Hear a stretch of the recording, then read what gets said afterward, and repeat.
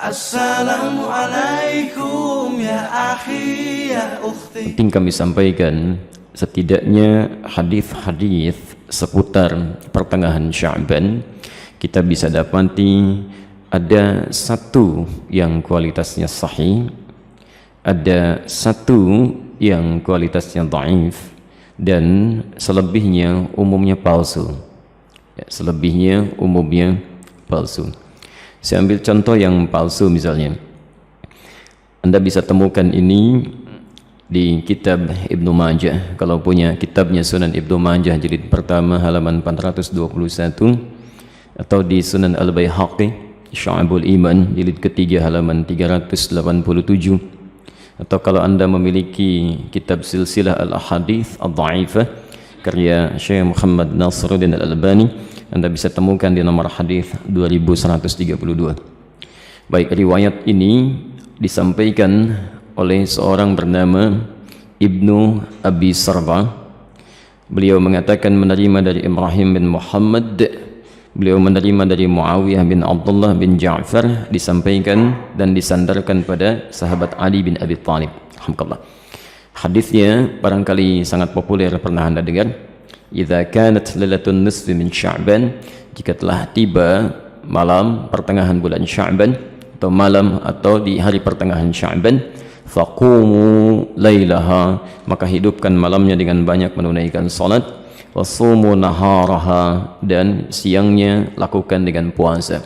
Faman min mustaghfirin, maka siapapun yang bermohon ampunan kepada Allah, maka Allah akan mengampuni orang yang memohon ampunan itu.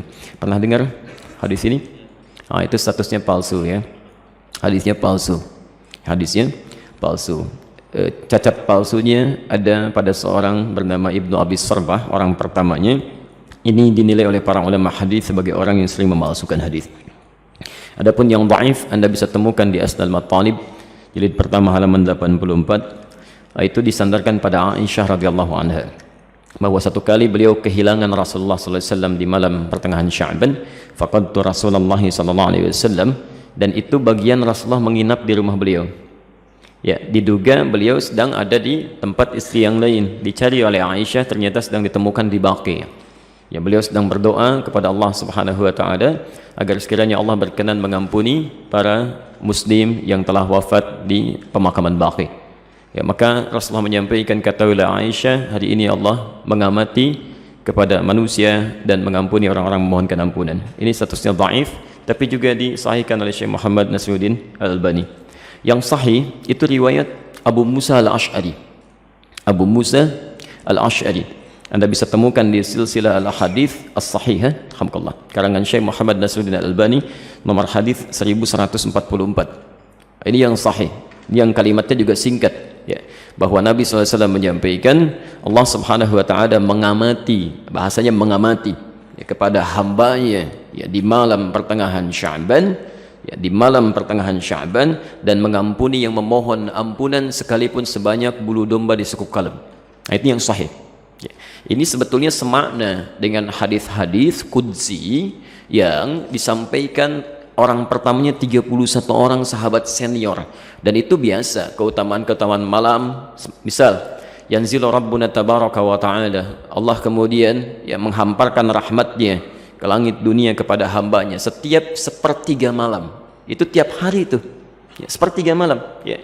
Maka Allah kemudian berfirman, faqala ya ibadi, hambaku, siapa yang memohon kepadaku aku akan berikan, siapa yang meminta aku akan kabulkan, faman istaghfara liya, dan siapa mohon ampunan faghafartu lahu, aku ampuni dia. Itu tiap hari, tiap hari. Jadi kalau Anda nggak minta itu rugi, dan hadisnya qudsi, ya. Dan khusus untuk malam Sya'ban, hadisnya berbeda seperti tadi kami sampaikan dari Abu Musa Al-Ash'ari, itu dimulai di malamnya. Kalau tiap hari di penghujung malam. Nah, jadi ini yang sahih. Dan amalannya Nabi tidak menyebut spesifik. Karena itu sahabat itu banyak beramal saja, ya. Ada yang kemudian salatnya qiyamul lail, yang tahajud, ya. Ada yang banyak beristighfar, macam-macam. Dan tidak ada amalan spesifik. Nah, jadi kalau misalnya ada amalan-amalan spesifik menunjukkan di malam itu, ya, itu sesungguhnya hadis-hadis yang disepakati oleh para ulama itu hadis palsu. Misal hadis yang mengatakan bahwa bangun di malam Sya'ban, tunaikan salat sekian rakaat, dibacakan dengan qul huwallah di awalnya dan sebagainya. Itu saking palsunya hadis itu, di kitab hadis palsu aja nggak ada. Ya, saking palsunya itu nggak ada. Ya. Itu dimunculkan kemudian dan disandarkan pada tabi'in bernama Khalid bin Ma'dan yang hidup di Damaskus pada saat itu. Beliau tidak melakukan itu. Beliau hanya menunaikan sholat-sholat sunnah malam, gitu ya. Qiyamul lail, tahajud itu yang ditunaikan. Cuman orang salah menduga, gitu ya. Jadi kalau Anda ingin hidupkan malamnya dengan ibadah-ibadah sunnah, silakan saja, boleh. Qiyamul lail, tahajud, baca Quran, istighfar itu standar, biasa. Dan ada keutamaan di situ. Kalau siangnya ingin puasa, boleh. Puasa Ayyamul Bid. Masya Allah, sekarang kan merangkai itu. Kamis tanggal 12 kan kemarin, Jumatnya 13, Sabtu 14, sekarang 15. Antum masih boleh puasa. Ya, sekali khair. Baik, jadi sah-sah saja kalau siangnya ingin puasa, tapi jangan disandarkan pada keterangan-keterangan hadis yang bermasalah, ya. Termasuk ada yang fenomenal itu, ya. Jadi zaman dulu nggak ada, sekarang ada tuh. Ya, bahwa pada saat pertengahan Sya'ban buku amalan manusia ditutup, ya. Pernah dengar itu? Baik, kalau ditutup artinya amalan kita nggak dicatat karena ditutup. Di antum bebas saja lakukan apa aja tuh karena nggak dicatat tuh, ya. Mau pinjam handphone teman, mau ngambil sandal di Baitur Rahim karena nggak dicatat tuh, ya. Karena ditutup ternyata nggak dicatat. Dan mustahil buku catatan amal seorang hamba ditutup kecuali dia telah wafat. Ya, telah wafat. Dia ditutup tuh setelah wafat. Kalau dia masih hidup dia pasti terbuka, gitu, ya. Dan semua akan ditulis dan ditampakkan di akhirat nanti. Dalilnya sahih. Faman ya'mal mithqala dzarratin khairan yarah. Siapa yang berbuat satu kebaikan akan ditampakkan sekecil apapun. Wa may ya'mal mithqala dzarratin syarran yarah. Yang ada hanyalah pena yang diangkat, yang tidak dituliskan. Itu pun bukan di pertengahan Sya'ban atau bahkan di Ramadan, bukan. Hanya dikhususkan pada 3 golongan tertentu. Rafi'al qalam an thalathin, kan? Atau an thalathah. Diangkat pena, tidak dituliskan hisabnya dari 3 golongan. Anis sabiyyi hatta yahtalima, dari anak kecil sampai dia balik. Jadi kalau anak kecil tidak sholat, dia nggak dihisab oleh Allah sebelum dia balik. Itu diangkat penanya, tapi bukunya masih terbuka, catatannya ada. Dia. Tayyib. Kemudian siapa lagi? Wa anil majnuni hatta yufiqa. Ya, anil majnuni hatta yufiqa, dari orang yang terganggu, ya, kesadarannya, baik sampai dia sadar kembali. Yang disebut tidak waras dan sebagainya, gitu, ya. Nah itu tidak dihisab, tidak dihitung.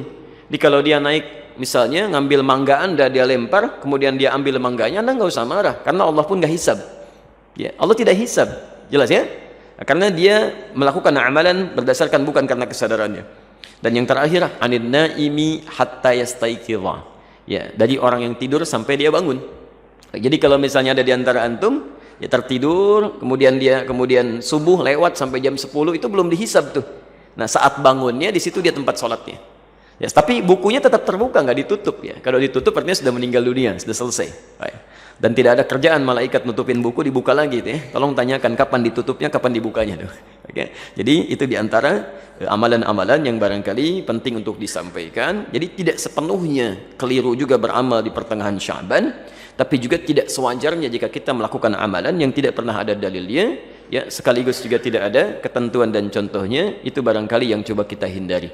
Kalau beramalnya silahkan, karena tuntunan umumnya ada, hadisnya dan sebagainya. Tapi amalan-amalan sunnah yang memang pernah diajarkan dan dicontohkan untuk dilakukan. Saya kira jelas, ya. Baik. Assalamualaikum ya akhi ya ukhti.